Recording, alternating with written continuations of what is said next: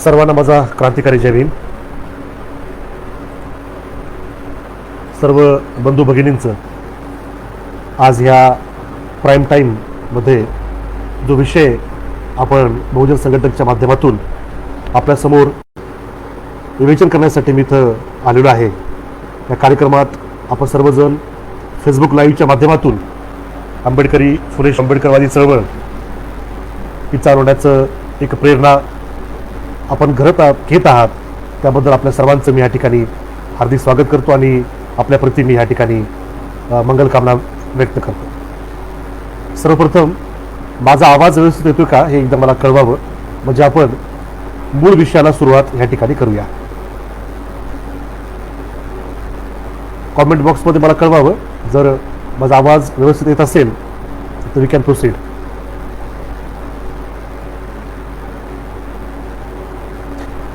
Okay, चालेल. आजचा जो विषय आहे तो विषय म्हणजे डॉक्टर बाबासाहेब आंबेडकर यांनी लिहिलेला जो ग्रंथ आहे फिलॉसॉफी ऑफ हिंदुइझम, या ग्रंथाचं विवेचन थोडक्यामध्ये आपल्यासमोर मांडण्याचा मी प्रयत्न करणार आहे. बाबासाहेब आंबेडकर यांचे आज जवळपास 21 व्हॉल्यूम आपल्याला 21 खंड उपलब्ध आहेत. बाबासाहेबांच्या त्या पूर्ण एकंदरीत साहित्याच्या आपण जर कृतीमध्ये आपण जर बघितलं तर अनेक ग्रंथ बाबासाहेबांचे, अनेक ग्रंथाच्या योजना बाबासाहेबांच्या होत्या. आता सर्व ग्रंथाच्या योजना काही पूर्ण झाल्या, काही वेळेच्या अभावाने अपूर्ण अशा राहिल्या. आपण जर बघाल तर फिलॉसॉफी ऑफ हिंदुइझम हा जो ग्रंथ आहे जो आज आपल्याला खंड क्रमांक 3 यामध्ये उपलब्ध आहे. महाराष्ट्र सरकारने ते व्हॉल्यूम आपल्याला प्रकाशित केलेलं दिसेल. हे ते व्हॉल्यूम आहे. या व्हॉल्यूममध्ये फिलॉसॉफी ऑफ हिंदुइझम, याच्या व्यतिरिक्त रेव्होल्युशन, काउंटर रेव्होल्युशन, बुद्ध और Karl Marx, India and pre requisites of communism असे बाबासाहेबांचे हे अप्रकाशित ग्रंथ या व्हॉल्यूम 3 मध्ये आपल्याला दिसतील. आणि यामध्ये बाबासाहेबांच्या ज्या काही योजना होत्या ग्रंथ लिहिण्याच्या, त्या योजनेची स्कीम जी होती ती देखील संपादक महोदयांनी या ठिकाणी आपल्याला छापलेली दिसेल. त्यामध्ये बाबासाहेबांचा ग्रंथ होता essays on Bhagavad Gita, India and communism, can I be a Hindu, what the brahmins have done to the Hindus. तर असे हे जे ग्रंथ होते बाबासाहेबांचे, त्याची योजना बाबासाहेब आंबेडकर इंडेक्स, त्याचा संदर्भ सूची देखील बाबासाहेबांनी तयार केलेली होती. अर्थात वेळेअभावी हे काही ग्रंथ पूर्ण झाले, काही झाले नाहीत आणि आणखीन बरंच काही साहित्य बाबासाहेबांचं येण्याचं बाकी आहे. तर ह्याच परिप्रेक्षामध्ये जेव्हा आपण बघतो तर फिलॉसॉफी ऑफ हिंदुइझम बाबासाहेबांच्या एक फार मोठ्या ग्रंथाचा एक भाग आहे. आणि फिलॉसॉफी ऑफ हिंदुइझम 169 पानं संपादक मंडळीला त्या ठिकाणी भेटली आणि त्यांनी या ठिकाणी अशी नोंद केलेली आहे की हे जे फिलॉसॉफी ऑफ हिंदुइझम नावाचं जे चॅप्टर आहे किंवा प्रकरण आहे हे आपल्या आपमध्ये पूर्ण असं प्रकरण आम्हाला भेटलेलं आहे. आणि आम्ही ते ह्या पुस्तकामध्ये व्हॉल्यूम नंबर 3 मध्ये वाचकासाठी उपलब्ध करून देतो. आणि एकूण 92 पेजेस, 92 पेजेस मध्ये हे प्रकरण आपल्याला, हे पुस्तक बाबासाहेबांचं प्रकाशित झालेलं दिसेल. तर ही झाली एक त्याचा जो आकृतीबंध आहे ग्रंथाचा तो. आता महत्वाचा मुद्दा असा आहे की फिलॉसॉफी ऑफ हिंदुइझम याचंच आज विवेचन आपल्यासमोर मी का मांडण्यासाठी आलो. याचं फार महत्वाचं कारण आहे. मला वाटतं फुलेशाह आंबेडकरवादी विचारधारेमध्ये, चळवळीमध्ये जे काम करणारे, आवाज येत नाहीये का? ओके, आता आवाज येतो का माझा? जर येत असेल क्लिअर तर मला कळवावं.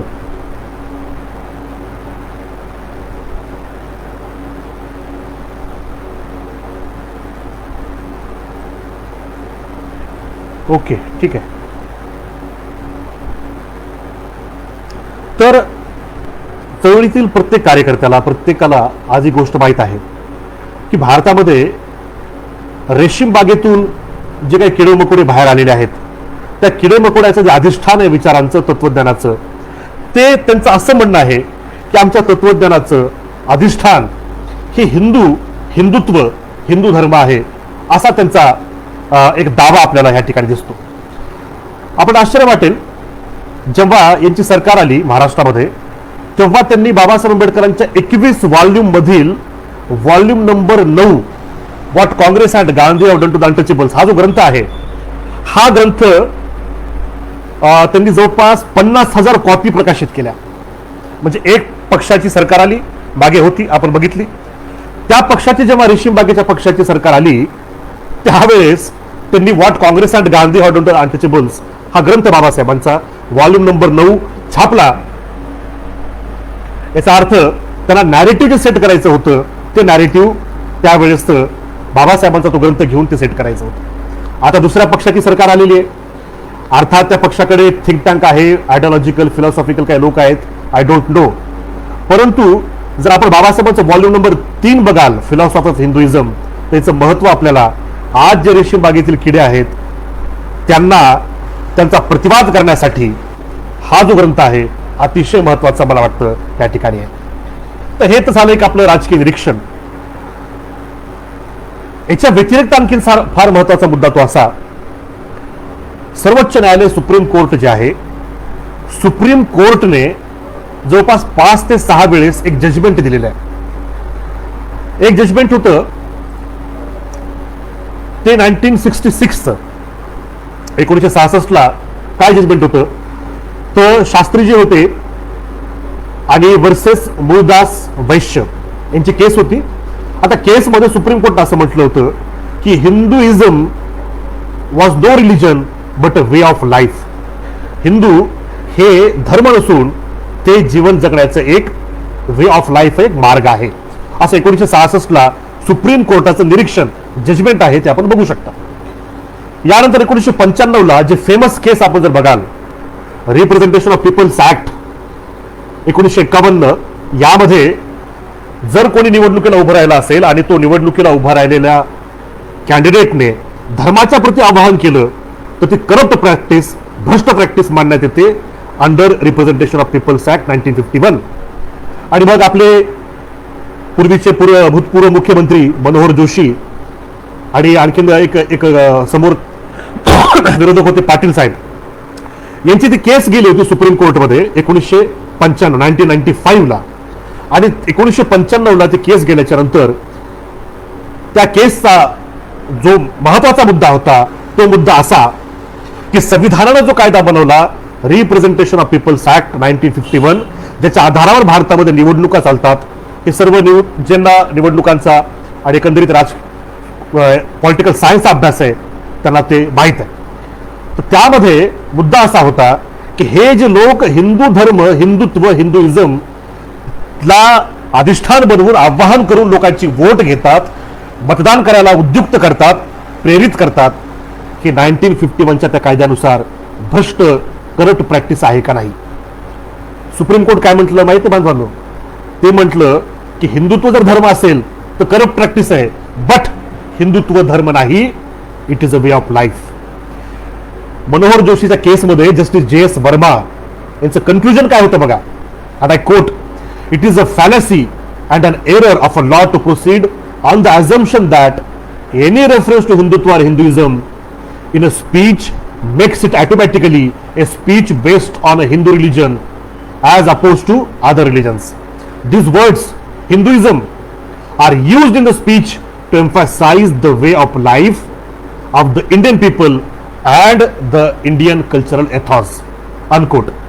म्हणजे जस्टिस वर्मांनी त्यावेळेच्या सुप्रीम कोर्टमध्ये जेवढे काही जे जस्टिस असतील त्यांनी देखील हिंदुइझम धर्म नसून वे ऑफ लाईफ, कल्चरल इथॉस असे निर्णय दिले. आता ह्या परिप्रेक्षामध्ये जेव्हा आपण बघतो तेव्हा ह्या ग्रंथाचं महत्व आपल्या लक्षात येईल. फिलॉसॉफी ऑफ हिंदुइझम ह्या ग्रंथाचं ऑब्जेक्टिव्ह बाबासाहेबांनी काय दिलं होतं माहिती आहे. बाबासाहेब सांगतात की फिलॉसॉफी ऑफ हिंदुइझम आम्हाला जाणून घ्यायची आहे. कशासाठी, नेमकं याच्या पाठीमागचं कारण काय, तर बाबासाहेब आंबेडकरांनी स्पष्टपणे सांगितलं. बाबासाहेब म्हणतात, आय कोट, म्हणजे ह्या ग्रंथातलं मी कोटेशन आपल्याला देतो. To be explicit, I shall be putting Hinduism on its trial to assess its worth as a way of life. Babasaheb Ambedkar या ग्रंथाचं ऑब्जेक्टिव्ह सांगताना म्हणतात की हिंदुइझमच्या तत्वज्ञानाचं मी छाननी करणार आहे, त्याला ट्रायलवर टाकणार आहे, एक प्रकारची केस हिंदुइझम फिलॉसॉफी ऑफ हिंदुइझमच्या विरोधामध्ये मी चालवणार आहे, आणि त्याचं मूल्य एक जीवन मार्ग म्हणून त्याचं काही मूल्य आहे का, याचं ह्या ठिकाणी मी जजमेंट देणार आहे, असं बाबासाहेब आंबेडकरांनी या ग्रंथाचा ऑब्जेक्टिव्ह, हा ग्रंथ 1950 ते 1955 या दरम्यान लिहिला होता. आणि या ग्रंथामध्ये बाबासाहेब म्हणतात a way of life, Hinduism a way of life, आणि त्याचं असेसमेंट बाबासाहेबांनी केली, मूल्यमापन केलं, मापदंड ठरवले होते. ते मापदंड काय होते ते आपण पुढे बघणार आहोत. पण मला सांगायचं हे की सुप्रीम कोर्ट 1966ला 1995ला म्हणतं की हिंदुइझम फिलॉसॉफी ऑफ लाईफ आहे, धर्म नाही. तर भावांनो बहिणींनो, बाबासाहेब आंबेडकरांनी 1950 ते 55 दरम्यान तुम्ही धर्म म्हणा की वे ऑफ लाईफ म्हणा, इथे पळवाट नाही. त्याचं मूल्यमापन मापदंड बाबासाहेब आंबेडकरांनी फिलॉसॉफी ऑफ हिंदुइझम या ग्रंथामध्ये दिलेले आहेत. आणि as a way of life असेल, ॲज अ धर्म असेल, ते मापदंड, ते निकष, ते टेस्ट आपल्याला लावून ही फिलॉसॉफी ऑफ जे हिंदुइझम आहे ती खरोखरच राष्ट्र, समाज आणि व्यक्तीच्या उन्नतीसाठी, प्रगतीसाठी, राष्ट्राच्या एकात्मतेसाठी, अखंडतेसाठी, एकंदरीत या पृथ्वी तलावरील मानवाच्या कल्याणासाठी आहे की नाही, याचं टेस्ट जे आहे, याचं जे मूल्यमापन जे आहे ते बाबासाहेब आंबेडकरांनी फिलॉसॉफी ऑफ हिंदुइझम या ग्रंथामध्ये केलेलं आपल्याला दिसेल. बाबासाहेब आंबेडकरांनी ह्या ग्रंथामध्ये सर्वप्रथम एक प्रश्न उपस्थित केलेला आहे. बाबासाहेब म्हणतात की कुठलंही आपल्याला चर्चा करत असताना एक गोष्ट निश्चित करावी लागते, क्लिअरिंग ऑफ द ग्राउंड, किंवा हा जो विषयवस्तू आपण घेऊन चाललेलो आहोत त्या विषयवस्तूमध्ये येणाऱ्या विविध संज्ञा ज्या असतात, टर्मिनॉलॉजी असते, त्या टर्मिनॉलॉजीचं आपल्याला डेफिनेशन, त्याची व्याख्या, त्याचा अर्थ सुस्पष्ट करावा लागतो. तो जर अर्थ सुस्पष्ट नसेल तर लोकांचा संभ्रम होण्याची शक्यता असते. आणि म्हणून बाबासाहेब म्हणतात की clearing of the ground, defining of the terms, म्हणजे ह्या ठिकाणी ग्रंथामध्ये philosophy of religion, philosophy of Hinduism, philosophy असे अनेक शब्द, अनेक संज्ञा आलेल्या आहेत. ह्या संज्ञांचे नेमके अर्थ काय हे बाबासाहेबांनी या ठिकाणी आपल्याला जे पहिले आपण 5-6 पेजेस जर बघितले तर त्या पेजेसमध्ये याचा उहापोह आपल्याला दिसेल. आणि तो जेव्हा आपण वाचाल प्रत्यक्ष, तेव्हा बाबासाहेब आंबेडकरांची विद्वत्ता कशी हिमालयापेक्षा उंच होते ते आपल्याला ह्या ठिकाणी निश्चित याची प्रचिती आपल्याला येईल. बाबासाहेब म्हणाले की मी फिलॉसॉफी ह्या ठिकाणी वापरतोय, तत्वज्ञान हा शब्द वापरतोय. त्या तत्वज्ञानाचा अर्थ, डेफिनेशन, ही मूळ जी डेफिनेशन होती सॉक्रेटिस, प्लेटोच्या काळामध्ये, तीच डेफिनेशन आहे. आणि त्याची दुसरी पण डेफिनेशन आहे. ती डेफिनेशन म्हणजे काय, तर फिलॉसॉफीचा अर्थ बाबासाहेबांनी ह्या ठिकाणी सांगितला, ते critical reason used in passing judgments upon things and events, म्हणजे हे एक प्रकारचं तर्कशास्त्र आहे. त्या तर्कशास्त्राच्या माध्यमातून ज्या अनेक घटना घडतात, अनेक विषयवस्तू असतात, त्याबद्दल आपल्याला त्याचं मूल्यमापन करणं, ते मूल्यमापन देणारे तर्कशास्त्र हे म्हणजे फिलॉसॉफी. ही गोष्ट आपण लक्षात ठेवायची. ही जी फिलॉसॉफी ऑफ हिंदुइझम आहे ही डिस्क्रिप्टिव्ह असेल की नॉर्मेटिव्ह असेल, दोन प्रकारचं सायन्स बाबासाहेबांनी उद्धृत केलं. विज्ञान हे दोन प्रकारचं, डिस्क्रिप्टिव्ह, नॉर्मेटिव्ह. डिस्क्रिप्टिव्ह म्हणजे काय, त्या धर्माचा पूर्ण लेखाजोखा, त्याचे पुस्तकं, त्याचे ग्रंथ, त्याचे सण, त्याचे उत्सव, हे जे सर्व मांडणी जे करतं त्याला डिस्क्रिप्टिव्ह सायन्स असं बाबासाहेबांनी म्हटलेलं आहे. आणि नॉर्मेटिव्ह सायन्स मध्ये काय, तर नॉर्म म्हणजे मूल्य, मापदंड काय आहे, तो मापदंड त्या त्या फिलॉसॉफीचा, त्या त्या तत्वज्ञानाचं काय नेमकं शिक्षण आहे, शिकवण आहे, ती शिकवण, त्या शिकवणीवरती जे आपल्याला मानवी कल्याणासाठी आहे का नाही, समाजाच्या उन्नतीसाठी आहे का नाही, राष्ट्राच्या कल्याणासाठी आहे का नाही, हे बघण्यासाठी याची टेस्ट लावणं, ती टेस्ट नॉर्मेटिव्ह सायन्स मध्ये बाबासाहेब आंबेडकरांनी या ठिकाणी सांगितलेलं आहे. आपण हा ग्रंथ मुळामध्ये जेव्हा वाचाल अनेक गोष्टी आपल्याला या ठिकाणी क्लिअर होऊन जाते. बाबासाहेब म्हणाले की कुठल्याही धर्माचा तो आपण फिलॉसॉफीचं मूल्यमापन, विवेचन करत असतो, त्याचे 3 डायमेन्शन असतात, 3 फार महत्वाची विषयवस्तू असतात. नंबर 1 असते धर्म. फिलॉसॉफी ऑफ हिंदुइझम आपल्याला कळायचं असेल तर धर्म म्हणजे काय हे आपल्याला कळणं फार आवश्यक आहे. धर्माची डेफिनेशन काय आहे, आणि ते धर्माची डेफिनेशन देत असताना बाबासाहेब सांगतात की धर्म I am using the word religion to mean theology. ईश्वरशास्त्र, देवशास्त्र जे आहे ते ईश्वरशास्त्र, देवशास्त्र, जेव्हा थिओलॉजी आपण म्हणतो ती थिओलॉजी म्हणजे धर्म आहे, अशा अर्थाने मी या ठिकाणी फिलॉसॉफी ऑफ रिलिजन किंवा फिलॉसॉफी ऑफ हिंदुइझम या शब्दातला एक जे डायमेन्शन आहे तो शब्द मी या ठिकाणी त्या अर्थाने उपयोगात आणत आहे. आणि थिओलॉजी देखील, ईश्वरशास्त्र देखील अनेक प्रकारचं, जवळपास 4 ते 5 प्रकारचं आहे बाबासाहेब सांगतात. Mythical theology, civil theology, natural theology, revealed theology. यापैकी जी नॅचरल थिओलॉजी आहे, ह्या नॅचरल थिओलॉजीमध्ये नैसर्गिक ईश्वरशास्त्रामध्ये ईश्वर, ईश्वराचं दिव्यत्व हे निसर्गाचा अभिन्न अंग आहे अशी शिकवण देणारी जी व्यवस्था असते तिला धर्म असं म्हणतात. आणि त्या अर्थाने मी या ग्रंथामध्ये रिलिजन हा शब्द वापरणार आहे असं बाबासाहेब म्हणतात. परत एकदा मी सांगतो बाबासाहेब काय सांगतात. I mean by the theology, natural theology which is the doctrine of God and the divine as an integral part of the theory of nature. निसर्गाचा अभिन्न अंग आहे ईश्वर आणि ईश्वराचं दिव्यत्व असे मानणारे जे असतात त्याला म्हणतात धर्म.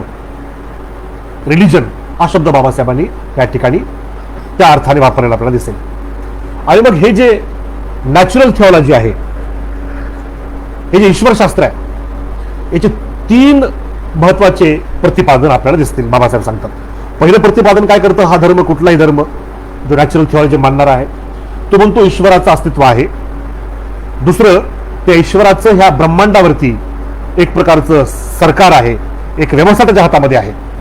आणि तिसरं, त्या देवाचं माणसावरती, ह्युमन काइंडवरती, हे पृथ्वीतलावर जेवढे माणसं आहेत त्यांच्यावरती एक नैतिक सरकार, मॉरल गव्हर्नमेंट ऑफ मॅनकाइंड, हे एक प्रतिपादन त्या नॅचरल थिओलॉजीमध्ये आहे असं बाबासाहेब म्हणतात. म्हणजे बघा, फिलॉसॉफी ऑफ रिलिजन कळण्यासाठी, फिलॉसॉफी ऑफ हिंदुइझम, हिंदुत्वाचं तत्वज्ञान जर तुम्हाला कळायचं असेल तर फर्स्ट डायमेन्शन रिलिजन, धर्म काय आहे, त्यामध्ये ईश्वरशास्त्र देखील आपल्याला कळावं लागतं. आणि स्वतःला प्रश्न विचारा, आपण फुले शाहू आंबेडकराइट्स आजपर्यंत ह्या ईश्वरशास्त्राकडे जे बाबासाहेब आंबेडकरांनी ह्या ठिकाणी उद्धृत केलंय, जे डायमेन्शन आहे, one of the dimension of philosophy of Hinduism कडे आपलं दुर्लक्ष झालं की नाही ते आपल्याला बघून त्यावरती प्रतिवाद करणं आवश्यक होतं, परंतु ते आपल्याच्यानं झालं नाही. ही आपली आपल्या चळवळीचं एक मला वाटतं फार उणीव राहिलेली आहे, ती येत्या काळामध्ये भरून निघावी अशी आशा आणि आकांक्षा आपण करूया. बाबासाहेब शेवटी कन्क्लुजन मध्ये सांगतात की धर्म जो आहे हा धर्माचा मी ह्या ठिकाणी डेफिनेशन, हे सर्व नॅचरल थिओलॉजी, हे सर्व ईश्वरशास्त्राने उहापोह करून बाबासाहेब सांगतात नेमकं धर्म म्हणजे काय. तर किंवा ईश्वरशास्त्र म्हणजे धर्म नाही, तो एक भाग आहे बाबासाहेब म्हणतात थिओलॉजी. मग धर्म काय आहे तर बाबासाहेबांनी डेफिनेशन दिली. आय कोट, बाबासाहेब सांगतात, I take religion to mean the propounding of an ideal scheme of divine governance, the aim and object of which is to make the social order in which men live a moral order. धर्म म्हणजे काय तर ईश्वराने दिलेली दिव्य सरकारची योजना, सामाजिक व्यवस्था ज्याला आपण म्हणतो, म्हणजे आपल्याला समजण्यासाठी सांगतो, चातुर्वर्ण व्यवस्था, ब्राह्मण, क्षत्रिय, वैश्य, शूद्र, ही कोणाच्या मुखातून, पायातून, हातातून निघालेली आहे, साक्षात महाप्रजापती ब्रह्माच्या. म्हणजे कशासाठी काढली त्याने तर हे त्याची समाज व्यवस्थेची दिव्य अशी योजना आहे ईश्वराची. आणि अशा दिव्य योजना सांगणारं जे काही विषयवस्तू आहे त्या विषयवस्तूला रिलिजन असं म्हणतात, हे बाबासाहेबांनी या ठिकाणी सांगितलं. आणि फिलॉसॉफी ऑफ हिंदुइझम मध्ये रिलिजन शब्द जसा जसा येईल तर त्या रिलिजन शब्दाचा अर्थ आहे या ठिकाणी दिव्य सामाजिक व्यवस्था, हे लक्षात ठेवायचं. बाबासाहेबांनी सेकंड डायमेन्शन ह्या फिलॉसॉफी ऑफ हिंदुइझम जाणून घेत असताना सेकंड डायमेन्शन जे आहे ते आपण बघणं फार आवश्यक आहे, हे देखील बाबासाहेबांनी या ठिकाणी अधोरेखित केलेलं मला वाटतं या ठिकाणी आपण बघणं फार आवश्यक आहे. बाबासाहेब काय सांगतात, बाबासाहेब म्हणतात की ही जी आयडियल स्कीम आहे, आदर्श योजना, आदर्श समाज योजना त्यांच्या दृष्टीने ही आदर्श सामाजिक व्यवस्था जे धर्म सांगतं त्या धर्माने ती जी आदर्श सामाजिक व्यवस्था आहे ती त्यांनी लिखित सांगितलेली आहे का मौखिक सांगितलेली आहे हे बघणं फार आवश्यक आहे. आजचे अनेक आपले बांधव असं म्हणतात की चातुर्वर्ण व्यवस्था, जाती व्यवस्था ही धर्माचा भाग नाही. परंतु त्यांचे पुस्तकं जे आहेत, धर्मग्रंथ जर आपण धर्मशास्त्र जर वाचले तर प्रत्येक धर्मशास्त्रामध्ये जाती व्यवस्था, वर्ण व्यवस्था ही पावलोपावली आपल्याला त्या ठिकाणी दिसते. आणि म्हणून धर्मशास्त्र ह्या ठिकाणी अतिशय महत्वाचं आहे असं बाबासाहेब आंबेडकरांनी अधोरेखित केलेलं आहे. तिसरं काय? तिसरं सर्वात मोठं डायमेन्शन आहे जे की फार अवघड आहे. बाबासाहेब सांगतात की हा जो धर्म आहे त्या धर्माचं तत्वज्ञान आहे, त्याचं मूल्यमापन आपल्याला करायचंय, त्याला त्याची टेस्ट करायची आहे, त्याला ट्रायल चालवायचं आहे. ती टेस्ट, ते मूल्यमापन, त्याचा मापदंड काय, त्याचा निकष काय, क्रायटेरिया काय, by what criteria shall it be judged. तो क्रायटेरिया ठरवणं हे तिसरं डायमेन्शन आहे. आणि तो क्रायटेरिया ठरवणं अतिशय अवघड काम आहे असं बाबासाहेबांनी अधोरेखित केलेलं आहे. तो क्रायटेरिया ठरवणं फार अवघड आहे, परंतु त्याचं सोल्युशन देखील बाबासाहेबांनी सांगितलं. सोल्युशन काय आहे तर त्या धर्माचं तत्वज्ञान, धर्म याचं मूल्यमापन करायचं असेल तर सोल्युशन असं आहे की कुठल्याही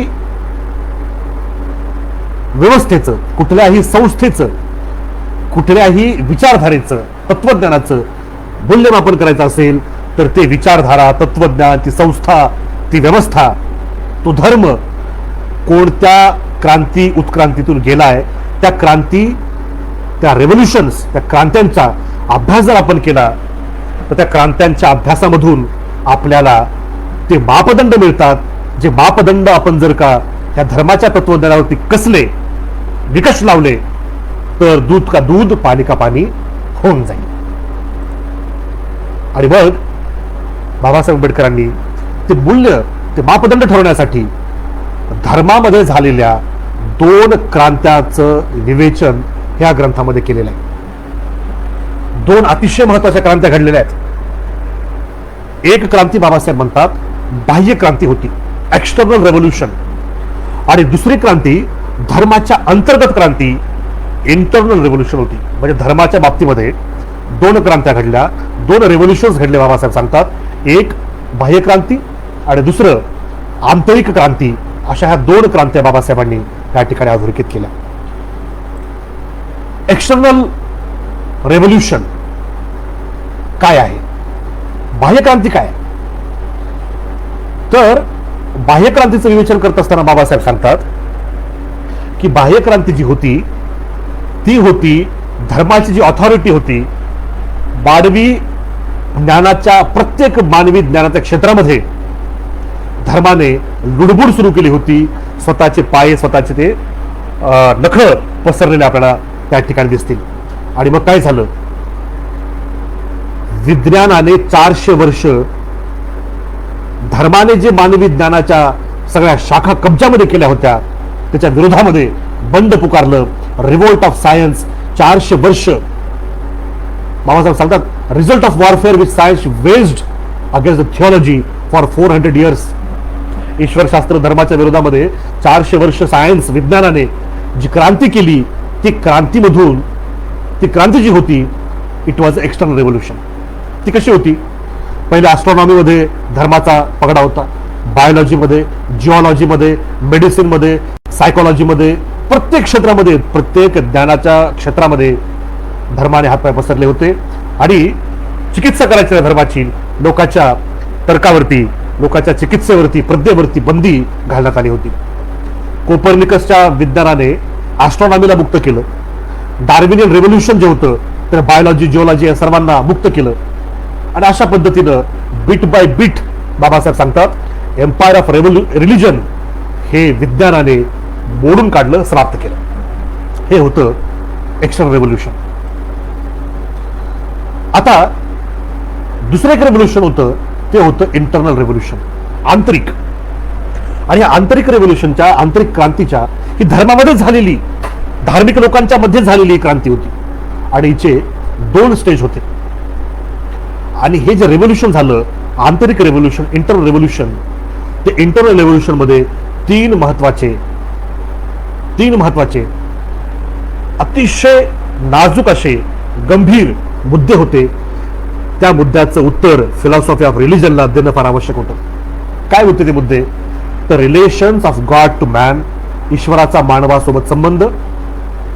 relations of society to man, समाजाचा मानवासोबत संबंध, माणसासोबतचा. And relations of man to man, माणसाचा माणसासोबतचा संबंध. ह्या ज्या 3 रुलिंग कन्सेप्शन्स होत्या, याचा जो कंटेंट आहे, त्या कंटेंटमध्ये जे रेव्होल्युशन झालं ते रेव्होल्युशन इंटरनल रेव्होल्युशन होतं, असं बाबासाहेब सांगतात.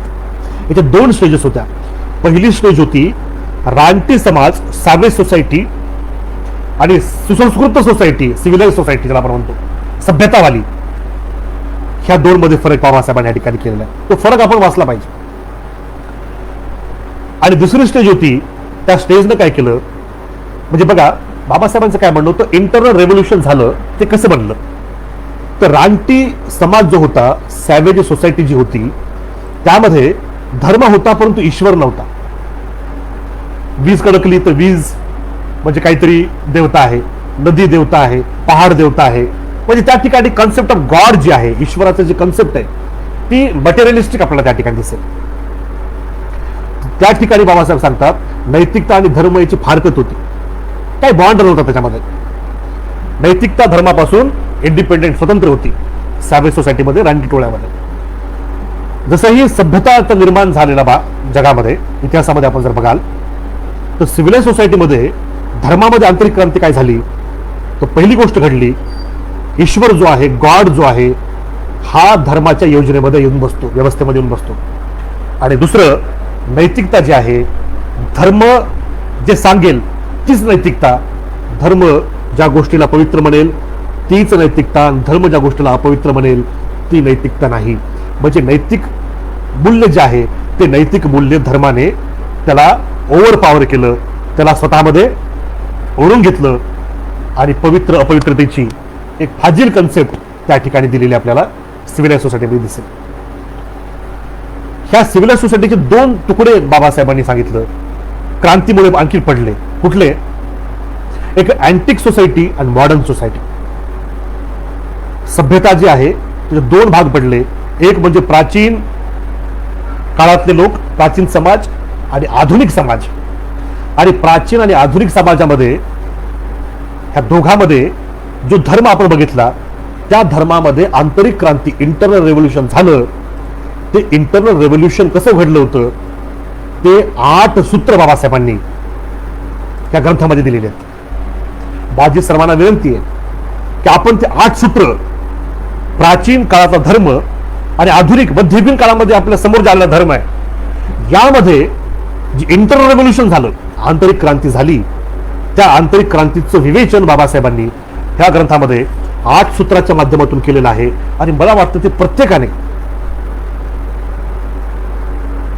ते वाचणं, स्वतःहून वाचा आपण, त्यावेळेस आपल्याला लक्षात येईल की ही जी लढाई आहे, ही लढाई आपल्याला कशा पद्धतीनं लढता येईल.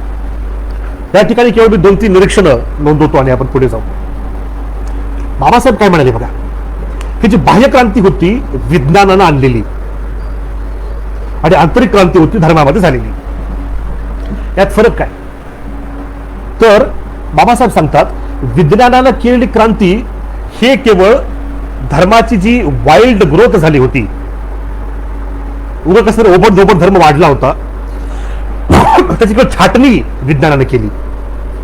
विज्ञानाने केलेली बाह्य क्रांती धर्माच्या बाबतीमध्ये जेव्हा आपण बघतो तेव्हा क्रांती नाही, असं बाबासाहेब सांगतात. म्हणून अनेक लोकांचा गैरसमज होतो की माणूस विज्ञान शिकला, वैज्ञानिक बनला, म्हणजे विज्ञान शिकला, सायन्स फॅकल्टीमध्येच असला, वैज्ञानिक दूरची गोष्ट, तर तो धर्माच्या सुपरस्टिशनमध्ये, धर्माच्या त्या उच्च नीच भाव जो आहे, धर्मानं दिलेली जी व्यवस्था आहे, धर्मशास्त्र आहे, ज्यामध्ये मानवी मूल्यांचं हनन आहे, ह्युमन राईट्सची गोष्ट नाही, आणि अनेक आपण त्याबद्दल बोलू शकतो.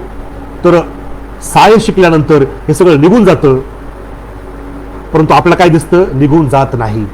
का माहित आहे? याचं कारण आहे, एक्सटर्नल रेव्होल्युशन जे होतं धर्माच्या बाबतीमध्ये ती केवळ छाटणी होती, ते वरवरचं होतं. खरी जी क्रांती होती ती इंटरनल रेव्होल्युशन होतं. आता इंटरनल रेव्होल्युशन काय ते आपण पुढे बघणार आहोत. आणि तेच रेव्होल्युशन जेव्हा आपण कॉन्स्टिट्यूशन संविधानाच्या स्कीममध्ये, संविधानाच्या योजनेमध्ये जेव्हा आपण बघतो, त्यावेळेस एक वेगळं निरीक्षण आपल्या समोर दिसतं. म्हणून बघा, इस्रोचा वैज्ञानिक जो मंगळावरती ग्रह सोडतो तो पूजा पाठ केल्याशिवाय, सकाळ त्याची स्नानसंध्या झाल्याशिवाय होत नाही. म्हणजे वैज्ञानिक तरी देखील धार्मिक. कसं काय?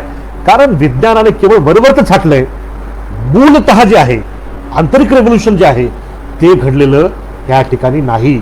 आणि म्हणून जे लोक असं म्हणतात, विवेकवाद, वैज्ञानिक दृष्टिकोन येणं हे जाती व्यवस्था, वर्ण व्यवस्था, अस्पृश्यता, अॅट्रॉसिटीज, तुम्हाला उच्च नीच बघणे, तुमच्या पोट जाती, स्त्री दास्य हे समाप्त होईल, हे यामध्ये काही तथ्य आपल्याला आढळत नाही. कारण मूळ समस्या दुसरीकडे आहे, हे आपण लक्षात घ्या. त्यामुळे वैज्ञानिक क्रांती हे एक्सटर्नल रेव्होल्युशन आहे, मूळ रेव्होल्युशन होतं इंटरनल.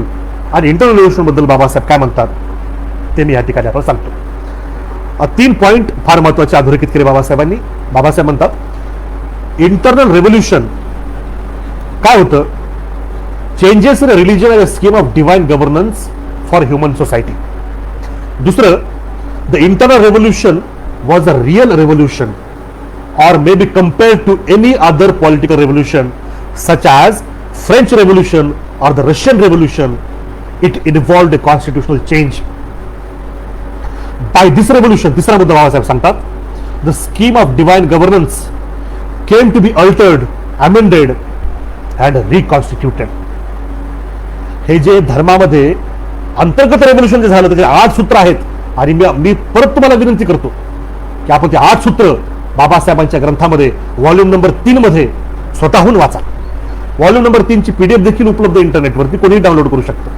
आणि आपण ते वाचा तेव्हा लक्षात येईल की इंटरनल रेव्होल्युशन धर्मामध्ये झालेलं, त्याची तुलना Babasaheb Ambedkar French revolution, Russian रेव्होल्युशनशी करत असतील तर निश्चितच त्या इंटरनल रेव्होल्युशन, आंतरिक जी क्रांती घडलेली आहे त्या सामाजिक व्यवस्था, दिव्य सामाजिक व्यवस्थेच्या त्या पूर्ण योजनेमध्ये एक आमूलाग्र बदल करण्याची ती आपण वाचणं मला वाटतं आवश्यक आहे. आणि त्या आंतरिक रेव्होल्युशन क्रांतीच्या त्या चर्चेतून, विवेचनातून 2 मूल्य, 2 निकष, 2 ऍसिड टेस्ट, लिटमस टेस्ट, कसाचा दगड. कसाचा दगड म्हणजे आपण एखाद्या सराफाकडे गेलो तो सोनं जे आहे ते असले का नकली आहे हे बघण्यासाठी एक दगड असतो, अनेकांना माहिती आहे. तो कसाचा दगड निकष तो नेमका काय आहे याचं उत्तर हे तिसरं डायमेन्शन आहे की अशा कोणत्या नॉर्म्स, कोणत्या क्रायटेरियाच्या माध्यमातून philosophy of religion, philosophy of हिंदुइझमचं आम्ही मूल्यमापन करू, ते ह्या इंटर रेव्होल्युशन मधून निघतात. आणि ते मूल्य काय आहे, तो मापदंड काय आहे? तो 2 मापदंड आहेत. एक आहे उपयुक्तता, युटिलिटी, आणि दुसरा मापदंड आहे जस्टिस, न्याय. म्हणजे कुठल्याही धर्माचं, या ठिकाणी विशेष करून पर्टिक्युलरली फिलॉसॉफी ऑफ हिंदुइझमचं मूल्यमापन करायचं असेल तर 2 अधिष्ठान आहेत, मापदंड आहेत, निकष आहेत. म्हणजे परीक्षण करण्यासाठीचे 2 आपल्याकडे टेस्ट आहेत, त्या म्हणजे युटिलिटी अँड जस्टिस, उपयुक्तता आणि न्याय. आणि बाबासाहेब सांगतात की ह्या 2 क्रायटेरियाचा उपयोग आणि प्रयोग करून फिलॉसॉफी ऑफ हिंदुइझमचं इथून पुढे आता मी मूल्यमापन करणार आहे. त्याचं जीवन जगण्याचा मार्ग म्हणून, as a way of life म्हणून तो खरोखरच माणसासाठी उपयुक्त आहे आणि न्यायपूर्ण आहे का, हे ह्या ठिकाणी मूल्यमापन, असेसमेंट बाबासाहेबांनी या ग्रंथामध्ये केलेले आपल्याला आढळेल.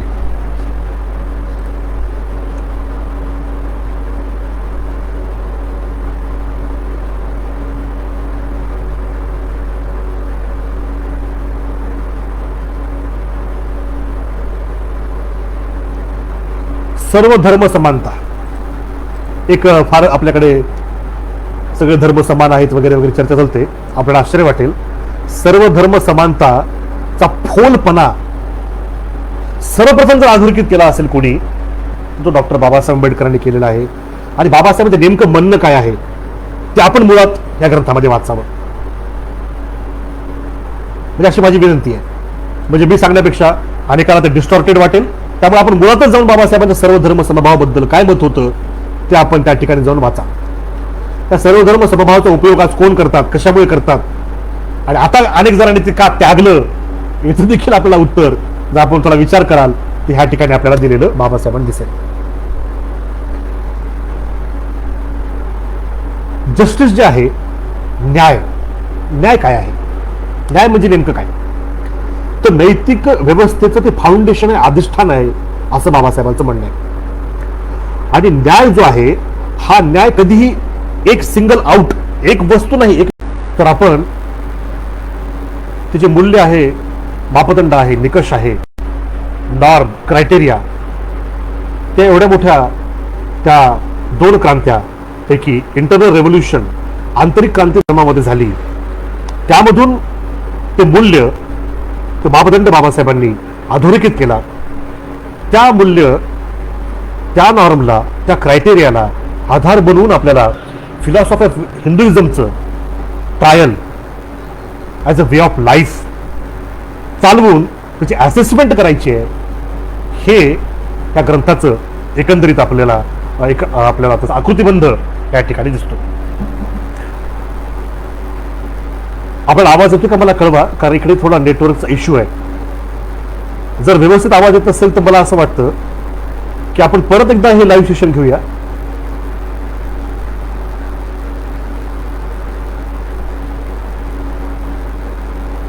चालेल. तर आपण आलो होतो जस्टिस. आता हे मूल्यमापन सुरू होतं. न्याय काय आहे, तर नैतिक व्यवस्थेचं, मॉरल ऑर्डरचं हे अधिष्ठान आहे, फाउंडेशन आहे.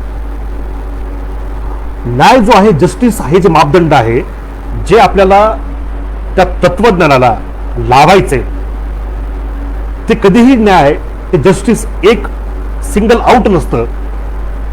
तर जसं व्यक्तीसोबत त्याची सावली चलते, अगदी त्याच प्रमाणे न्याय जे आहे, जस्टिस जे आहे, यासोबत 3 महत्वाचे मूल्य, 3 महत्वाचे प्रिन्सिपल्स येतात. ते कोणते, equality, fraternity and liberty.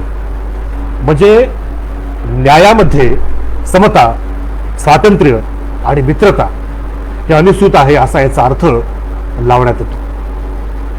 Equity जी असते, न्यायबुद्धी जी असते, याच्यात उत्पन्न होणारी जो निपक्षपातीपणा निर्माण होतो, ती जर मैत्री भावना असेल तर त्यातून इक्वॅलिटी जी आहे, समता जी आहे, ती मोठ्या प्रमाणामध्ये अधोरेखित होताना आपल्याला दिसते. आणि म्हणून हे जे जस्टिसचे जे मूल्य आहे, हे जे आपण लावतो त्यावेळेस काय दिसतं, विच ऑफ दिस टेनेट्स, हे जे टेनेट्स आहे जस्टिसचे, equality, fraternity, liberty, does Hinduism recognise, हिंदूचं तत्वज्ञान जे आहे हे याला मान्यता देतं का. म्हणजे हे हिंदू तत्वज्ञानामध्ये समता आहे का, समतेला मान्यता आहे का. डज हिंदुइझम रिकॉग्नाइज इक्वॅलिटी, हा पहिला प्रश्न आहे. इक्वॅलिटी हे पहिलं मापदंड आहे, निकष आहे फिलॉसॉफी ऑफ हिंदुइझमला जाणून घेण्याचं, त्याचं मूल्यमापन करण्याचं. काल परवा रेशीम बागेतले जे सुप्रीमो आहेत ते बोलले, भारताची प्राचीन सभ्यता आहे वगैरे वगैरे, काय सर्व इथलेच आहेत. मुद्दा किती प्राचीन, किती मोठे, कसले वगैरे वगैरे हा मुद्दा नाहीये. प्राचीनत्व, ओल्ड इज गोल्ड असला काही फाजीलपणा तत्वज्ञानामध्ये नसतो. मूळ मुद्दा आहे, तुम्ही ज्याला धर्म म्हणता, तुम्ही ज्याला वे ऑफ लाईफ म्हणता, हा सुप्रीम कोर्टचे निर्णय आहेत. म्हणजे एकीकडे धर्म म्हणायचं, आणि ज्यावेळेस धर्म व्याख्या तुम्हाला अडचणीची ठरते त्यावेळेस वे ऑफ लाईफ म्हणायचं, मोकळं व्हायचं. पण तरी देखील तुम्ही धर्म म्हणा की वे ऑफ लाईफ म्हणा, दोन्ही वेळेस तुम्हाला त्या मापदंडांना समोर जावं लागणार आहे. पहिला मापदंड काय, तुमचं तत्वज्ञान समतेला, मान्यता देतं का, हा प्रश्न आहे. याचं उत्तर आहे नाही. कारण क्रमिक असमानता आहे. आणि मनुस्मृती, हे मनुस्मृतीचं फार गुणगान हे का गातात, याचं कारण आहे. कारण फिलॉसॉफी ऑफ हिंदुइझमचा जर मूळ ग्रंथ कोणता असेल तर तो मनुस्मृती आहे. अनेकांना आश्चर्य वाटेल की मनुस्मृती म्हणजे लोकांना असं वाटतं की दिसायला दिसतं भगवद्गीता, श्रीमद भगवद्गीता, वेद शास्त्र वगैरे इतर बाकीच्या गोष्टी, परंतु मूळ जर पुस्तक आपण बघितलं तर ते आहे मनुस्मृती. हे पुष्यमित्र शृंगाच्या प्रतिक्रांतीनंतर ही जी फिलॉसॉफी ऑफ हिंदुइझम जर आपल्याला बघायची असेल तर दुसरी तिसरीकडे कुठे असून त्याच्यासाठी आपल्याला मनुस्मृती हा ग्रंथ बघावा लागतो. आणि म्हणून मनुस्मृती ग्रंथावरती जर का आघात आपल्याकडून झाला तर त्यांच्यावर प्रत्याघात का होतो याचं कारण आपल्याला ह्या फिलॉसॉफी ऑफ रिलिजन या ग्रंथामध्ये भेटेल. जयपूरच्या हायकोर्टासमोर, उच्च न्यायालयासमोर मनुचा पुतळा उभा केलाय. तो काय असा तसा उभा केलेला नाही त्यांनी, त्या पाठीमागं त्यांचं फार मोठं तत्वज्ञान आहे. हे आपल्याला, मला वाटतं, लक्षात ठेवणं आवश्यक आहे. तर ही जी लढाई आहे, फुले आंबेडकर वादाची जी लढाई आहे ते आपल्या लक्षात येईल. मनुस्मृती ह्या फिलॉसॉफी ऑफ हिंदुइझम मध्ये समतेला थाराच नाही. इथे दोन्ही प्रकारच्या असमानता आहेत. सामाजिक असमानता पण आहे आणि धार्मिक असमानता पण आहे. सोशल इनइक्वॅलिटी, सामाजिक असमानता कशी, गुलामगिरीच्या बद्दल, लग्नाच्या बद्दल आणि रूल ऑफ लॉ, कायद्याचं राज्य, याच्याबद्दल जेव्हा आपण मनुस्मृतीचे विवेचन वाचतो तेव्हा आपल्याला ही सोशल इनइक्वॅलिटी लक्षात येते. आणि याचं विवेचन बाबासाहेबांनी या ग्रंथामध्ये केलेलं आपल्याला आढळेल. क्रमिक असमानता, ब्राह्मण, क्षत्रिय, वैश्य, शूद्र ह्या तिघांना वेद शिकायचा अधिकार होता. ब्राह्मणाला वेद शिकवायचा अधिकार होता, शिकवण्याचा. क्षत्रिय वैश्यला फक्त शिकायचा, शिकवण्याचा नाही. आणि शूद्राला तर शिकायचा पण नाही आणि शिकवण्याची गोष्ट तर फार दूरची. म्हणजे क्रमिक असा असमान लोक होते हे. यामध्ये समानतेला थारा नाही. आपण पुरुषसूक्त घेऊन वाचा, याज्ञवल्क्य स्मृती वाचा, प्रत्येक धर्मग्रंथ. एवढंच कशाला, या श्रीमद भगवद्गीतेबद्दल अनेकांच्या मनामध्ये असं वाटतं की धर्माचा फार महत्वपूर्ण ग्रंथ आहे, परंतु ते तसं नसून सामाजिक व्यवस्था जी प्रतिपादन केलेली आहे मनुस्मृतीनं आणि वेदाने, त्याचं ते विवेचन आहे. आपण जर का शंकराचार्यांचं भाष्य बघितलं श्रीमद भगवद्गीतेवरती तर त्यांनी स्पष्टपणे त्यामध्ये दिलेलं आहे की ब्राह्मण धर्म आणि ब्राह्मणांचं ज्या ज्या वेळेस अस्तित्व धोक्यात येतं त्यावेळेस श्री विष्णू भगवान अवतार घेतात. हे शांकर भाष्य श्रीमद भगवद्गीतेवरचं आपण वाचावं. ते पहिल्या दुसऱ्या पेजवरती आहे. म्हणजे ह्या ठिकाणी ह्या व्यवस्थेमध्ये असमानता आहे. एक जे समूह आहे, एक जे वर्ग आहे त्याला सर्व अधिकार दिलेले आहेत आणि इतरांना काहीही अधिकार ह्या ठिकाणी आपल्याला दिसतात नाहीत. लग्नाच्या बद्दलचे जर आपण लग्न जे आहे त्या लग्नाचे जर आपण नियम वाचले धर्मशास्त्रामधले तर शर्मेनं अरबी समुद्रामध्ये कोणी बुडी घेईल जर त्याला खरोखर त्याच्यामध्ये जर मानवी मूल्याची चाड असेल तर. असले भयानक लग्नाच्या बद्दल त्या मनुस्मृती आणि त्या धर्मशास्त्रामध्ये नियम आपल्याला दिसतील. रूल ऑफ लॉ, कायद्याचं राज्य. आज कायद्याच्या राज्याबद्दल अनेक टीका टिप्पणी, म्हणजे ओढून ताणून संविधानाकडे कसे वळायचं की हे लोक करतात. परंतु यांच्याच धर्मग्रंथामध्ये जेव्हा आपण बघतो रूल ऑफ लॉ, मग ते ॲज टू विटनेस असो, ऑफेन्स ऑफ डिफेमेशन असो, फॉल्स एव्हिडन्सचा मुद्दा असो, ऑफेन्स ऑफ अब्यूज असो, असॉल्ट असो, सिस्टम ऑफ पनिशमेंट असो, हे सगळं जर आपण बघितलं ना हे ज्युरिस्प्रुडन्समध्ये, हिंदू ज्युरिस्प्रुडन्समध्ये, हिंदू क्रिमिनल ज्युरिस्प्रुडन्स नावच आहे. तर ह्या ठिकाणी देखील आपल्याला असमानता, मानवी मूल्य पायाखाली तुडवलेले ह्या ठिकाणी आपल्याला दिसतील. म्हणजे मानवतेवरचा कलंक जर कोणता रूल ऑफ लॉ असेल तर तो मनुस्मृतीचा. त्या पिनल कोडमध्ये न्यायाला स्थान नाही. त्या पिनल कोडमध्ये केवळ आणि केवळ ब्राह्मण्याला आणि ब्राह्मणवाद्यांना त्या ठिकाणी स्थान आपल्याला दिसते. धार्मिक असमानता, रिलिजियस इनइक्वॅलिटी, हे जर बघायचं असेल तर 16 संस्कार असतात. Rule of सॅक्रामेंट.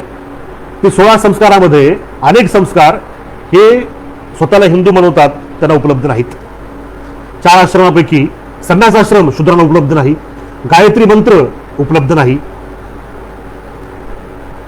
अतिशय भयानक. म्हणजे इतरांचं शूद्र वैश्य तर सोडून द्या, ब्राह्मण क्षत्रियामध्ये भांडण आहे की ब्रह्मर्षी बनण्याची कुवत क्षत्रियामध्ये आहे का नाही, याबद्दल फार भयानक असा वादविवाद झाला होता विश्वामित्र ऋषी आणि वशिष्ठमध्ये. ते आपण बघू शकता, ज्यानं धर्मशास्त्र वाचलं त्याला ते माहित आहे. पण धर्माच्या बाबतीमध्ये देखील, संस्काराच्या बाबतीमध्ये, आश्रमाच्या बाबतीमध्ये, मंत्रांच्या बाबतीमध्ये, सॅक्रामेंटच्या बाबतीमध्ये देखील, धर्माच्या बाबतीमध्ये देखील आपल्याला इनइक्वॅलिटी, असमानता या ठिकाणी दिसते. आता हे तत्वज्ञान, फिलॉसॉफी ऑफ हिंदुइझम मैत्री भावनेला, फ्रॅटर्निटीला स्थान देतं का, त्याला मान्यता देतं का? तर उत्तरे नाही. कुठल्याही समाजामध्ये दोन फोर्स असतात, दोन फार महत्वाचे फोर्सेस असतात. एक असतं इंडिव्हिज्युअलिझम आणि दुसरं असतं मैत्री भावना, मित्रता. मी बाबासाहेबांनाच कोट करतो, कारण काय आहे, आमच्या काही बांधवांनी मध्यंतरी इंडिव्हिज्युअलिझम बद्दल फार चर्चा घडून आणली होती. त्या वादामध्ये मी जाणार नाही. तो वाद कशा पद्धतीनं, म्हणजे बाबासाहेब आंबेडकरांचं तत्वज्ञान, त्यांची फिलॉसॉफी समजून घ्यायची असेल तर समग्र बाबासाहेब आंबेडकर वाचावे लागतात. त्यामुळे ते फार महत्वाचं आहे. ही गोष्ट इथून अधोरेखित होते. इंडिव्हिज्युअलिझम आणि फ्रॅटर्निटी हे टू फोर्सेस प्रिव्हलंट इन सोसायटी असतात. इंडिव्हिज्युअलिझम इज एव्हर प्रेझेंट, म्हणजे व्यक्तिवाद जो आहे हा समाजामध्ये असतोच. पण जर केवळ व्यक्तिवादच असेल तर काय होईल? इंडिव्हिज्युअलिझम वुड प्रोड्यूस अनार्की, तर हा फाफाट वसारा होऊन जाईल. आणि त्यामुळे fraternity, it is only fraternity which prevents it and helps to sustain the moral order among men. आणि म्हणून मैत्री भावना देखील त्या इंडिव्हिज्युअलिझम सोबत जर ती बॅलन्सिंग फोर्स नसेल तर मग त्याचा काय अर्थ त्या ठिकाणी उरत नाही. आणि बघा, जेव्हा आपण ही फ्रॅटर्निटी आहे का फिलॉसॉफी ऑफ हिंदुइझम मध्ये बघतो, त्याचं उत्तर आहे नाही. कारण इथे उच्च नीच भाव आहे, सुपेरियरिटी आहे. आणि सुपेरियरिटी ठरते कशावरून? तुमच्या जन्मावरून.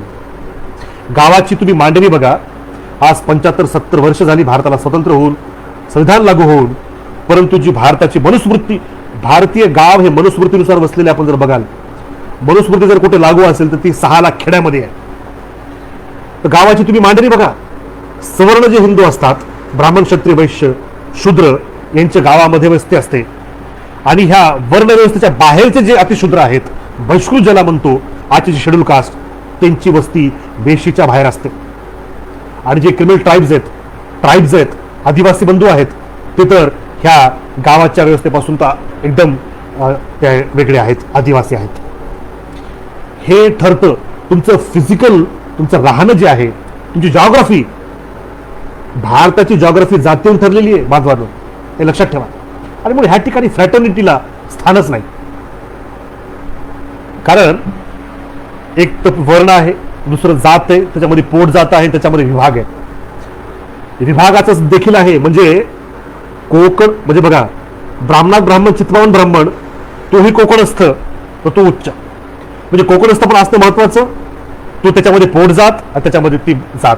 हे केवळ त्यांच्यात असं नाही, ही गोष्ट इतर जातीमध्ये पण आपल्याला बघायला भेटते. मराठवाड्यातला फलाना, पश्चिम महाराष्ट्रातला फलाना, कोकणामधला फलाना. बाबासाहेबांवरती आरोप लावण्यात आला होता. बाबासाहेबांना अगोदर ते म्हणाले की हे लीडर आहेत. तो कोणाचे म्हणे? ते अस्पृश्यांचे लीडर आहेत. नंतर ते म्हणाले हे महारांचे लीडर आहेत. नंतर ते म्हणाले हे सोमवंशीय महारांचे लीडर आहेत. आणि नंतर असा आरोप केला त्या फाजील लोकांनी की बाबासाहेब आंबेडकर लीडर आहेत केवळ कोकण मधल्या सोमवंशी महारांचे. हे आरोप आतापर्यंत लावण्यात येतात बाबासाहेबांवरती. हे जे वाचक आहेत, जे अभ्यासक आहेत, त्यांना माहित आहेत. म्हणजे बघा, ही जी इनइक्वॅलिटी आहे, ही इनइक्वॅलिटी तुमच्या वर्णावरून, जातीवरून, पोट जातीवरून, विभागावरून आणि वर्ग व्यवस्थापनानंतर येतेच. तुमचं आजचं जे असेल त्याच्यातून ती ठरते. परंतु मूळ जे आहे ते मूळ आहे जन्म. श्रीमद भगवद्गीतेमध्ये एक श्लोक आहे, पाप योनीतून पैदा होणारे शूद्र, वैश्य, स्त्री यांनी भगवत भक्ती केली तर ते मुक्त होतात. तर पुण्य, ज्यांचा जन्मच पुण्य आहे, अशा ब्राह्मण क्षत्रियांनी नुसतं भगवत भक्ती सुरू केली तर त्यांचा बेडा पार होऊन जाईल. म्हणजे बघा, भगवद्गीतेत काय सांगितलंय? शूद्र, वैश्य आणि स्त्री यांचा जन्म पाप योनी आहे, इनइक्वॅलिटी. फ्रॅटर्निटी, इथं मैत्रीत भावनाच नाही, तू पापीच आहेस असं स्पष्टपणे त्या ठिकाणी नोंदवलेलं आहे. मी धर्मशास्त्राचा विद्यार्थी असल्यामुळे ह्या गोष्टी आपल्याला मी निश्चितपणे आपल्याला अश्युअर करू इच्छितो की धर्मशास्त्रात अभ्यास केल्यामुळे ह्या गोष्टी आम्हाला माहित आहेत आणि कोणीही जाऊन आज उपलब्ध आहेत ते वाचू शकतं. त्यामुळे मनाचं काही सांगतोय असं नाही. आणि जर आपल्याला त्याचे जर पुरावेच पाहिजे असतील तर त्याचे पुरावे देखील आपल्या धर्मशास्त्रामध्ये उपलब्ध आहेत आणि ते ग्रंथ देखील उपलब्ध आहेत. ह्या ठिकाणी फ्रॅटर्निटी जी आहे, मैत्री भावना, तिला स्थान ह्या ठिकाणी नाही. क्षत्रिय ब्राह्मणामधलं जे वर्गयुद्ध होतं त्या वर्गयुद्धाचं ह्या ठिकाणी विवेचन बाबासाहेबांनी केलेलं आपल्याला त्या ग्रंथामध्ये आढळेल. ते आपण मुळात वाचून घ्या. पुढे बाबासाहेब म्हणतात, the condition for the growth of the sentiment of fraternity. ही का म्हणजे हे मैत्री भावना का निर्माण होत नाही आमच्यामध्ये, भारतीय लोकांमध्ये? याचं कारण आहे, मैत्री भावना तेव्हाच निर्माण होऊ शकते जेव्हा जीवनाचे जे व्हायटल प्रोसेस आहेत, जीवन जे आपण जगतो जन्मापासून मृत्यूपर्यंत आणि मृत्यूनंतर जे काही संस्कार होत असतील ते जे व्हायटल प्रोसेस ऑफ लाईफ जे आहे, हे जे आपलं जीवन चालतं त्यामध्ये सुखदुःखामध्ये, जन्ममृत्यूमध्ये, लग्न, तुमचं अन्न, याच्यामध्ये इतर लोकांना तुम्ही पार्टिसिपेट करता का? त्यांचं तुम्ही सहभागित्व नोंदवता का? जर नोंदवत असाल तर फ्रॅटर्निटी निर्माण होऊ शकते. आणि नोंदवत नसाल तर कशी डोंबलाची फ्रॅटर्निटी, कसला ब्रदरहूड, कसला सिस्टरहूड, कसला बंधुभाव, काहीच निर्माण होणार नाही. आणि मग आपण बघाल की सुख आणि दुःखामध्ये फिलॉसॉफी ऑफ हिंदुइझमच्या अनुसार हे एकमेकाच्या सामील होतात का? तर उत्तरे नाही. मला फार प्राचीन काळातलं उदाहरण देण्याची मला वाटतं आवश्यकता नाही. आत्ताच एक महिना झाला असेल, अस्पृश्य जातीच्या, अनुसूचित जातीच्या व्यक्तीला एकाच स्मशानभूमीमध्ये जाळण्याची मुभा त्या गावानं दिली नाही. फ्रॅटर्निटीचं लक्षण एक आहे. म्हणजे मृत्यूच्या वेळेस देखील तुमचा हा भेदभाव चालत असतो. याच्यापेक्षा कोणतं उदाहरण देऊ? आणखी अनेक उदाहरण आहेत. आता रिसेंट उदाहरण असल्यामुळे आपल्याला ते माहिती आहे. आणि म्हणून जन्म असेल, मृत्यू असेल, इंटरडायनिंग असेल, लग्न कार्य असेल, याच्यामध्ये हे एकमेकांमध्ये सहभागी होत नाहीत.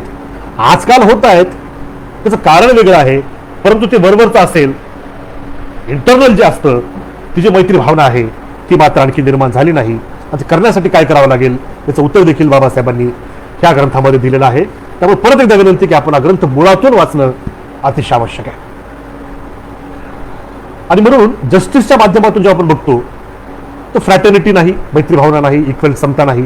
समता आणि फ्रॅटर्निटी, मैत्री भावना नाही, तर त्या ठिकाणी स्वातंत्र्य असू शकतं का? त्या ठिकाणी स्वातंत्र्य अजिबात नाही.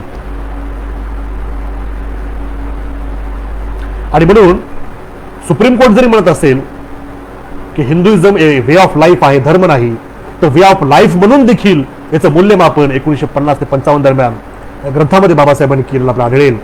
आणि जस्टिसच्या क्रायटेरियावरती हे जे तत्वज्ञान आहे, हे तत्वज्ञान फेल होतं. त्या ठिकाणी ते मूल्य, त्या ठिकाणी त्याचा अभाव आपल्याला दिसतो. आणि तो अभाव अजाणतेपणे नाही, तो जाणीवपूर्वक आहे, हे देखील आपण लक्षात ठेवणं फार आवश्यक आहे. उपयुक्तता जी आहे, युटिलिटी, हे दुसरं मूल्य, हे जर आपण लावलं फिलॉसॉफर हिंदुइझमला तर काय येतं समोर? तर सोशल ऑर्गनायझेशन म्हणून, उत्पादन प्रोड्युसर्स ऑर्गनायझेशन म्हणून, आयडियल स्कीम ऑफ डिस्ट्रीब्युशन, वाटप जे पुनर्वाटप जे करायचं आपल्याला, हे देखील म्हणून याची उपयुक्तता फिलॉसॉफी ऑफ हिंदुइझमची नल अँड व्हॉइड आहे, झिरो आहे, काहीही उपयुक्तता नाही. उलट सोशल ऑर्गनायझेशन मध्ये डिव्हिजन, विभाजन केलेलं आहे. प्रोड्युसर ऑर्गनायझेशन मध्ये देखील विभाजन आहे. आणि जे उत्पन्न निर्माण झालं ह्या भारतामध्ये, त्या उत्पन्नाचं समान वाटप झालं नाही. त्याचं वाटप अशा पद्धतीने झालं जातीच्या आधारावर, वर्णव्यवस्था आधारावरती, की आज एकाकडे कोट्यवधी अब्जावधी रुपये आहेत आणि एका जातीकडे आज तो जंगली पानं खाण्यासाठी मजबूर त्याला करण्यात आलेला आहे. ही ती व्यवस्था, ही ती फिलॉसॉफी आहे. आणि म्हणून ॲज अ युटिलिटी, उपयुक्तता म्हणून, मानवी जीवन सुकर करण्यासाठीची उपयुक्तता, ती देखील याच्यामध्ये नाही. हे देखील या ठिकाणी मला वाटतं अधोरेखित बाबासाहेबांनी केलेलं आहे. डिव्हिजन ऑफ लेबर असं नाही, तर डिव्हिजन ऑफ लेबरर्स. आणि एकंदरीत हे जे श्रमाचं मूल्य आहे, श्रम आहे, मोबिलायझेशन आहे, हे देखील आपण या ठिकाणी याचं जे विवेचन आहे ते बाबासाहेबांनी ह्या ग्रंथामध्ये केलेलं आपल्याला दिसेल. त्यामुळे हे अनेक जर गोष्टी आपल्याला बघायच्या असतील, म्हणजे आज काय, आज रेशीम बागेचं जर आपण बघाल तर गेली 90 वर्षापासून जे काही त्यांनी उचापाती केल्या त्या उचापातीमधून ते सक्ती संपन्न झाले. आपण प्रतिवाद केला नाही, झाला केला, कमतरता आहेत, त्याच्यात आपल्याला सिंहावलोकन करावं, पण आता त्या याच्यामध्ये पडण्याची आवश्यकता असेल नसेल. पण हे मात्र निश्चित की फिलॉसॉफी ऑफ हिंदुइझम हे जे 92 पानाचा जो ग्रंथ आहे, 92 पेजेसचा ग्रंथ, हा रेशीम बागेवरती उतारा आहे, हे गोष्ट मात्र निश्चित. हे आपण मला वाटतं ह्या विवेचनाच्या ठिकाणी लक्षात घ्या. शेवटचा मुद्दा तो असा, फिलॉसॉफी ऑफ हिंदुइझमचं मूल्यमापन केलं तर माय फिलॉसॉफी ऑफ लाईफ, माझ्या जीवनाचं तत्वज्ञान काय आहे, हा एक प्रश्न आहे. तर ह्याचं उत्तर बाबासाहेबांनी एक भाषण केलं, त्या भाषणामध्ये उत्तर आहे. त्या भाषणाचं टायटल होतं माय फिलॉसॉफी ऑफ लाईफ, माझ्या जीवनाचं तत्वज्ञान. आणि बाबासाहेब सांगतात माझ्या जीवनाचं तत्वज्ञान 3 शब्दामध्ये त्रिसूत्री आहे, समता, स्वातंत्र्य, मैत्री. आपण बघितलं जस्टिस. आणि ही त्रिसूत्री मी बुद्धाकडून घेतलेली आहे, फ्रेंच रेव्होल्युशनकडून नाही. आणि याला एक मिशन आहे, माझ्या त्रिसूत्रीचं मिशन आहे. ते मिशन काय आहे, तर त्रिगुणवाद मानणारी जी फिलॉसॉफी ऑफ हिंदुइझम आहे, त्रिगुणवाद विरुद्ध त्रिसूत्र. त्रिगुण काय आहे, सत्व, रज, तम, हे विकृती आहे सांख्य तत्वज्ञानाची. त्या त्रिगुणवाद मानणाऱ्या बंधू भगिनींना त्रिसूत्रीचं जे महत्व आहे, त्या मूल्याचं जे महत्व आहे, ते प्रिन्सिपल आपल्या जीवनामध्ये टाकावं, हे मला पटवून द्यायचंय. हे माझं मिशन आहे, हे माझ्या लाईफचं मिशन आहे, असं बाबासाहेब सांगतात. कारण संविधानाने समता, स्वातंत्र्य, मैत्रीचं आश्वासन दिलंय, न्यायाचं आश्वासन दिलंय. परंतु सामाजिक व्यवस्थेमध्ये जेव्हा आपण जगतो, व्यवहारामध्ये तुम्हाला समता, स्वातंत्र्य, बंधुत्व, न्याय नाही. कारण व्यवहारामध्ये काय चालतं, तर व्यवहारामध्ये हे चालतं, फिलॉसॉफी ऑफ हिंदुइझम चालते, मेजॉरिटी ते चालते. आणि मग तुमचे व्यवहार, आपले सर्वांचे व्यवहार हे जाती, पोट जाती, वर्ण व्यवस्थेनुसारच आजही होतात, त्यानुसारच लग्न होतात, त्यानुसारच इतर गोष्टी होत असतात.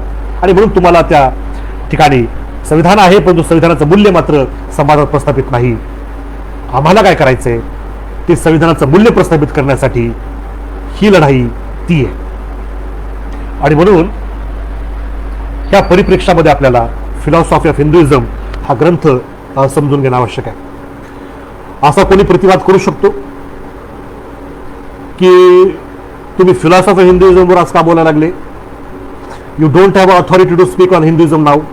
तुम्ही तर बौद्ध धर्म स्वीकारला, मग फिलॉसॉफी ऑफ हिंदुइझमवर काय बोलताय.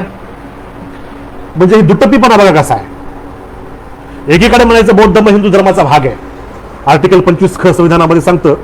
ते बघा की यांचे शंकराचार्य, अनेक धर्मवेत्ते, ते रेशीम बागेतले किडे, हे सर्व सांगतात. काय सांगतात की जैन, सिख, बौद्ध हिंदू धर्माचा भाग आहे. मग आपण जर प्रतिवाद करायला गेलं की म्हणतात बघा हे बौद्ध लोक, यांना काय काम आहे हिंदुइझमच्या फिलॉसॉफीवर बोलायचं.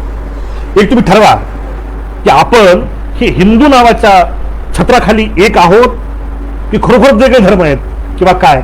हे दुटप्पीपणा मला वाटतं ह्या लोकांनी हे लोक म्हणजे आपल्या बांधवांनी सोडायला पाहिजे, जे हिंदू धर्मामध्ये फिलॉसॉफी हिंदू जो पाळणारे आहेत. त्यांना माझी कळकळीची विनंती आहे. मुद्दा मित्रांनो, बांधवांनो, हा आहे तो म्हणजे मानवी मूल्य असलेला भारत, एकात्म भारत, अखंड भारत, अभंग भारत निर्माण करायचा आहे. लोकांच्या, व्यक्तीच्या, समाजाच्या उन्नतीसाठी हे वातावरण आपल्याला असं निर्माण करायचंय, तरच भारत महासत्ता बनेल. म्हणजे आपल्या विचारामध्ये निष्ठा असणं आवश्यक आहे, बोलण्यात, शब्दामध्ये शहाणपण आवश्यक आहे, तरच हे राष्ट्र महान बनणार आहे. हे अशा पद्धतीनं असमानतेला, शत्रुत्वाला, जाती व्यवस्थेला, पोट जातीला, वर्ण व्यवस्थेला खतपाणी घालणारच तत्वज्ञान जोपर्यंत आहे, तोपर्यंत भारत काय एकसंध होत नाही, समाज काय एकसंध होत नाही. अखंड भारताची तर गोष्ट फार निराळी.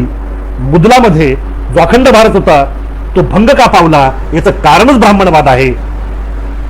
आणि म्हणून हे जर स्वप्न साकार करायचे असतील, मानवी मूल्य प्रस्थापित करायचं असेल, संवैधानिक मूल्य प्रस्थापित करायचं असेल, तर आपल्याला ही त्रिसूत्री घेऊन समता, स्वातंत्र्य, मित्रता ही येणारी लढाई लढावी लागेल. त्यासाठी आपण सर्वजण प्रयत्नरत राहू, कटिबद्ध राहू, एवढं मी या ठिकाणी सांगतो. आणि बहुजन संघटक त्या सर्व टीमला, सर्व सन्माननीय सदस्यांना चे मी ह्या ठिकाणी आभार